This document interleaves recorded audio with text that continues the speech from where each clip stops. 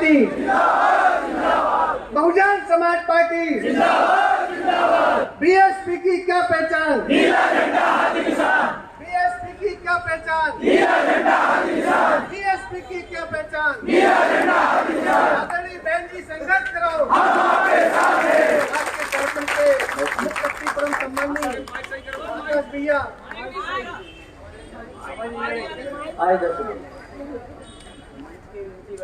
आज के इस कार्यक्रम के मुखिया परम सम्माननीय आकाश भैया अपनी बात रखेंगे। आप लोग जोरदार ताली बजा के साहब का सम्मान करेंगे। Bahujan Samaj party, Bahujan Samaj party. परम सम्माननीय आकाश भैया अपनी बात रखेंगे। सम्माननीय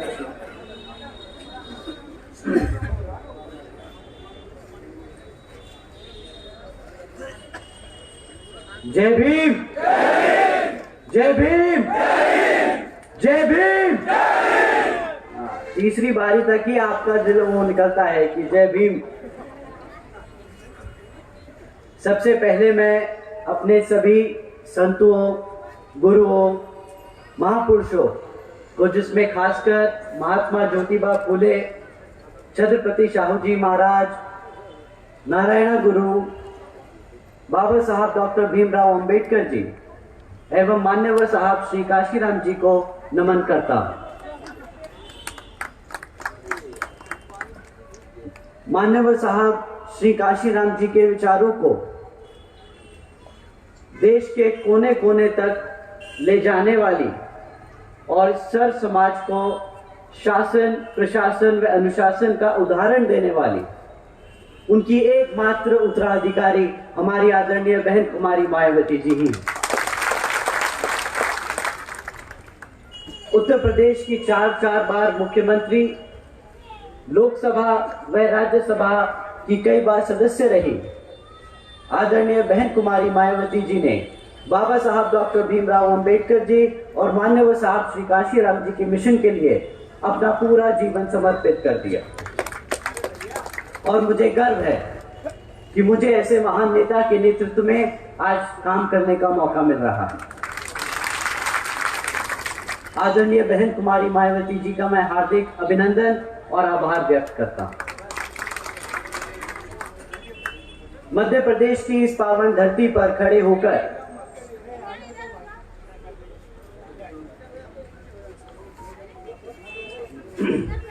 मध्य प्रदेश की इस पावन धरती पर खड़े होकर आप सबसे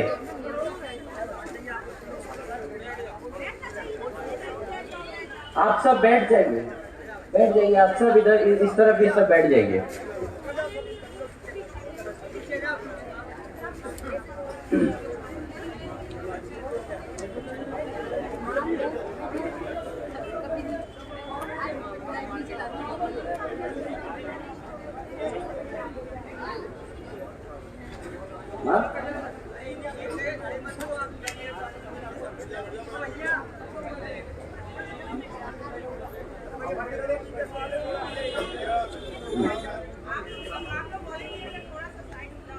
मध्य प्रदेश की इस पावन धरती पर खड़े होकर आप सबके सामने अपनी बात रखने का जो सौभाग्य मुझे मिल रहा है, तो इसके लिए मैं आप सभी का तहे दिल से आभार व्यक्त करता हूं। साथ ही साथ आज यहाँ हम सबके बीच में मंच पर मौजूद श्री रामजी गौतम जी का भी मैं धन्यवाद करना चाहता हूँ। वह पिछले कई वर्षों से इस मूवमेंट के लिए तन मन और पूरी निष्ठा से लगे हैं, परंतु यहाँ ये भी जग जाहिर है कि जितने तन मन व निष्ठा से श्री रामजी गौतम जी लगे हैं, उतनी ही तन मन व निष्ठा और जोर शोर से हमारे मध्य प्रदेश के सभी छोटे बड़े पदाधिकारी एवं प्रदेश कमेटी के सभी सदस्य और हमारी पार्टी के महत्वपूर्ण कार्यकर्ता व समर्थकों भी लोग बहुत जोर शोर से लगे हैं। मैं आप सभी का तहे दिल से शुक्रिया अदा करता हूं। आज मैं आपसे अपने एक दिल की बात कहना चाहता हूं। अगर आप इजाजत दे तो कहूं, तो सुनिए। बाबा साहब के दिखाए रास्ते, मान्यवर साहब के बताए तरीके और बहन जी के बेबाक अंदाज को हम सबको दिल और दिमाग से अपनाना होगा। मैं पूछता हूं, क्यों घबराते हो आप सब? मैं पूछता हूं, क्यों डरते हो तुम? अरे जब आप सबके सर पर जिस शेरनी का हाथ है, तो क्यों कमजोर महसूस करते हो तुम?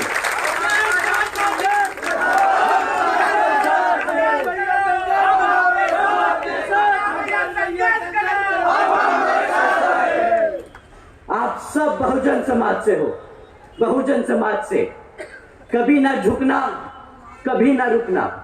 अपनी जिंदगी को अपनी शर्तों पे जीने की हैसियत रखने वाले हो तुम। वो कहते हैं ना कि अगर किसी चीज की लत लग जाए तो वो आदमी की पहचान बन जाती है। तो आज मैं कहता हूं कि बना लो ये पहचान एक निडर समाज की,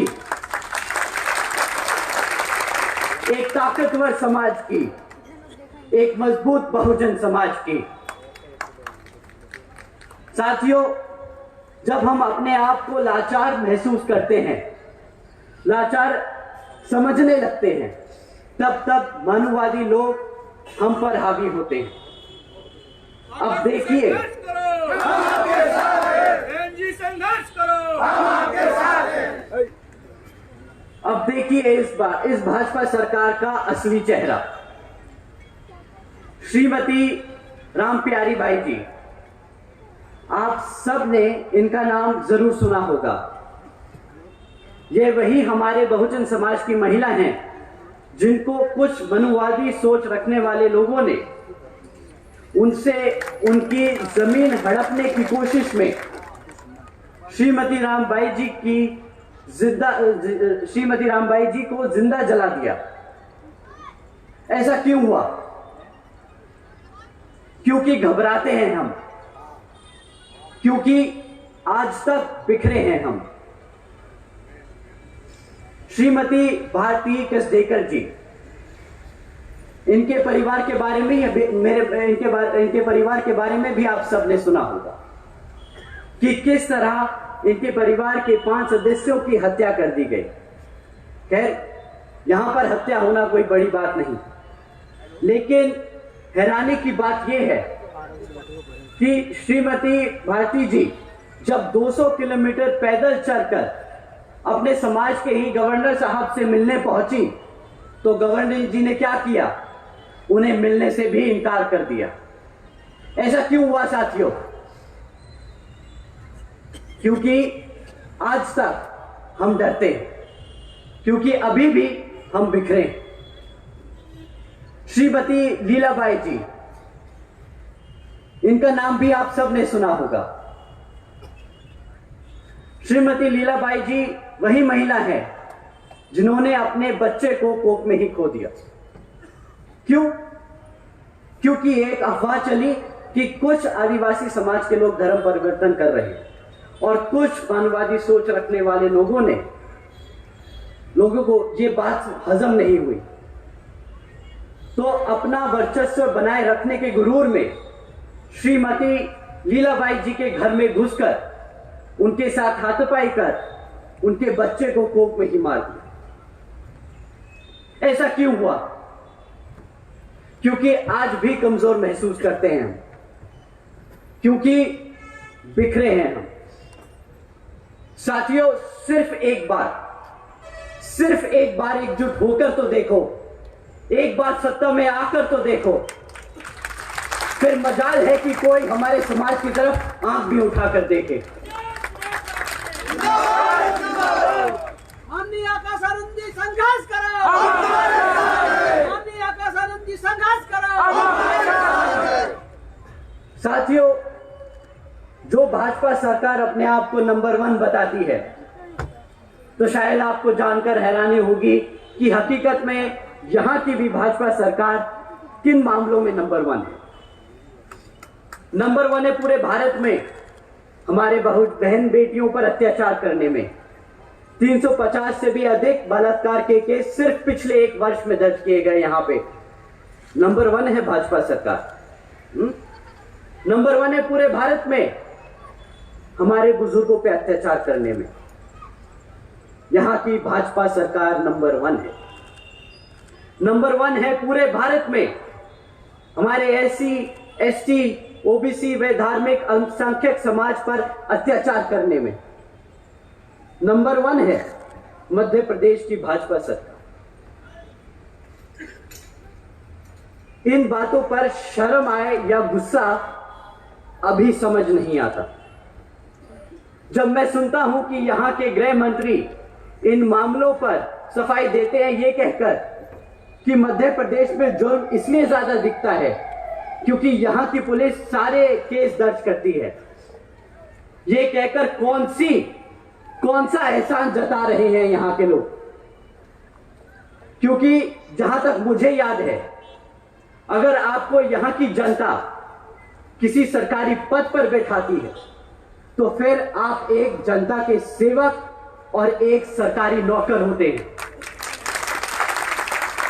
मैं कहता हूं अगर आपसे काम नहीं होता तो छोड़ दीजिए पद।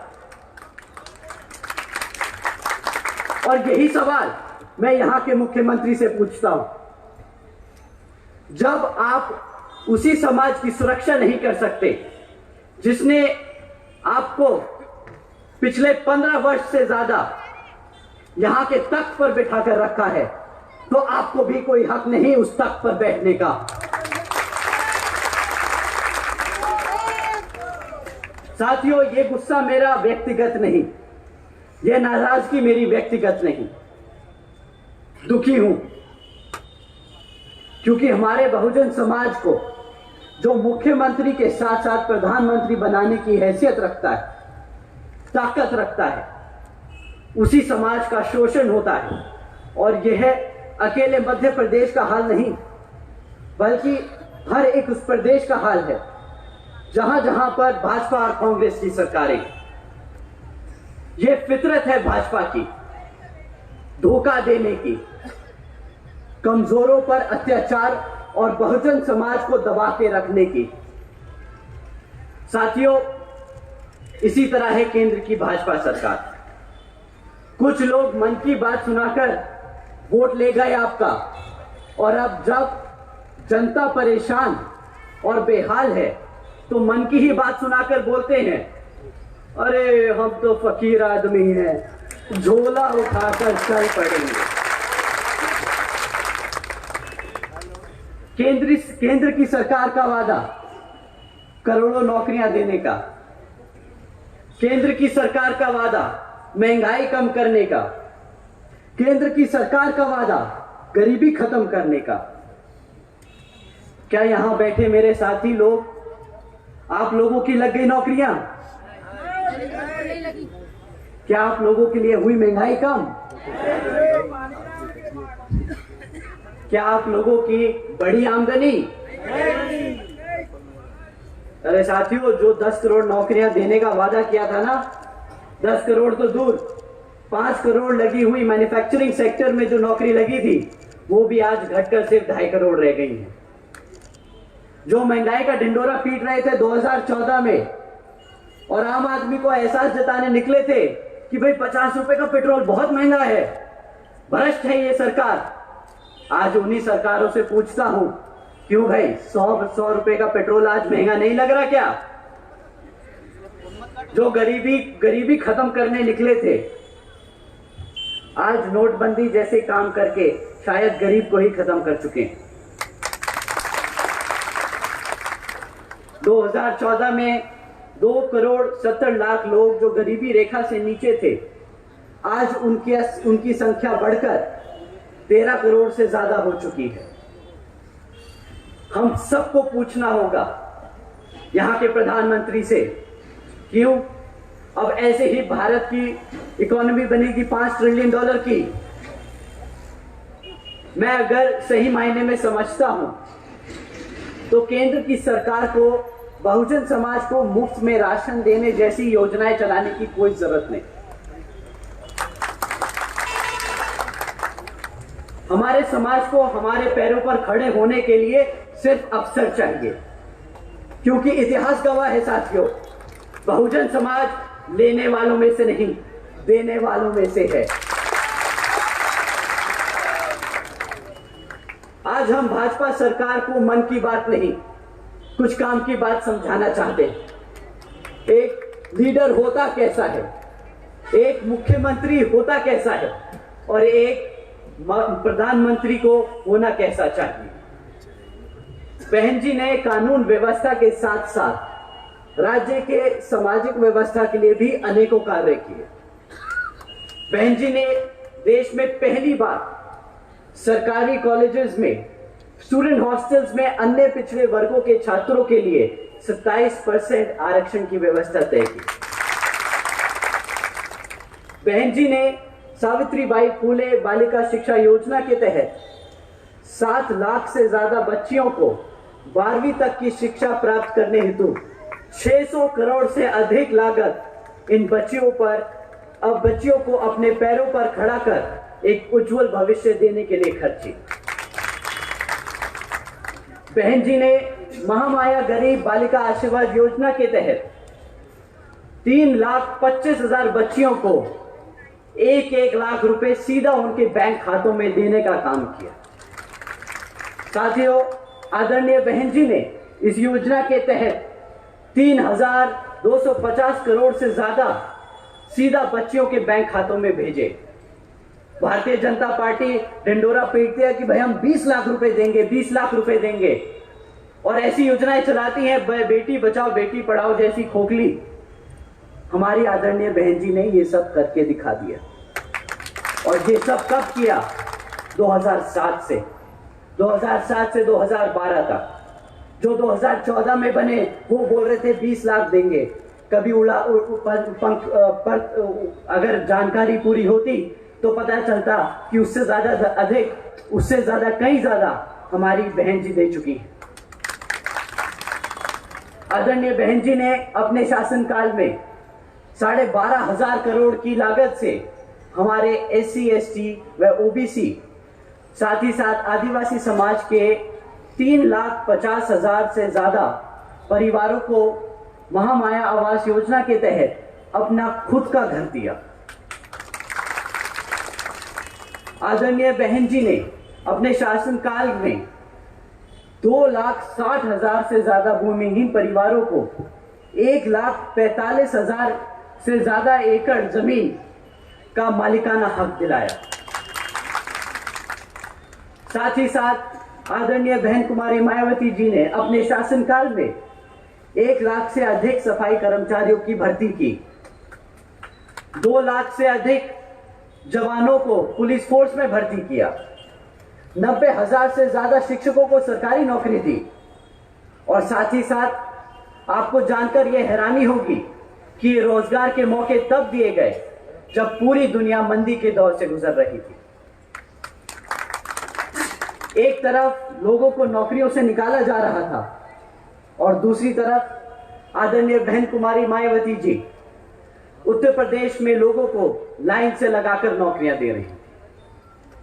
यही है असल मायने में सर्जन हिताय व सर्जन सुखाय की नीति। आज मैं और मेरे जैसे लाखों करोड़ों बहुजन समाज के नौजवान अपना सिर उठाकर एक इज्जतदार जिंदगी इसलिए जी सकते हैं तो वो सिर्फ और सिर्फ हम सबकी बहन जी की वजह से ही। मैं आज यहां अपना सिर झुकाकर, अपने दिल पर हाथ रखकर बहन जी का तहे दिल से शुक्रिया अदा करता हूं। आदरणीय बहन जी जिंदाबाद, जिंदाबाद जिंदाबाद। तो साथियों, आप और हम सबको एकजुट होकर समाज के हर एक व्यक्ति को बसपा से जोड़ने का काम करना होगा और आने वाले विधानसभा आम चुनाव में बता देना होगा कि हम आ रहे हैं, हम आ रहे हैं हर उस चीज के लिए जो इस संविधान में हमारे समाज के लिए हमारे गुरु देकर गए हैं, बाबा साहब डॉक्टर भीमराव अंबेडकर जी। और सही मायने में यही होगा इस भाजपा सरकार को मुंहतोड़ जवाब। अंत में मैं यहाँ मंच पर मौजूद सभी छोटे और बड़े पदाधिकारी और कार्यकर्तागण का तहे दिल से शुक्रिया अदा करता हूँ। साथ ही साथ हमारे सभी बड़े और जवान बीबीएफ के जवान साथियों, आप सभी का मैं तहे दिल से धन्यवाद करता हूँ। साथ में यहाँ इतनी बड़ी संख्या में आज हमारी बहनें, हमारी माताएं जो इस समारोह के लिए आए हैं, तो आप सभी का भी मैं तहे दिल से शुक्रिया अदा करता हूँ। जय भीम, जय भारत, जय बहन जी। समाज पार्टी जिंदाबाद, समाज पार्टी जिंदाबाद, मेरा जागा है। बैठे रहिएगा अपने स्थान पर। माननीय आकाश भैया संघर्ष करो, माननीय आकाश भैया संघर्ष करो, माननीय आकाश भैया संघर्ष करो। बैठ जाइएगा अपने स्थान पर, बैठे रहिएगा।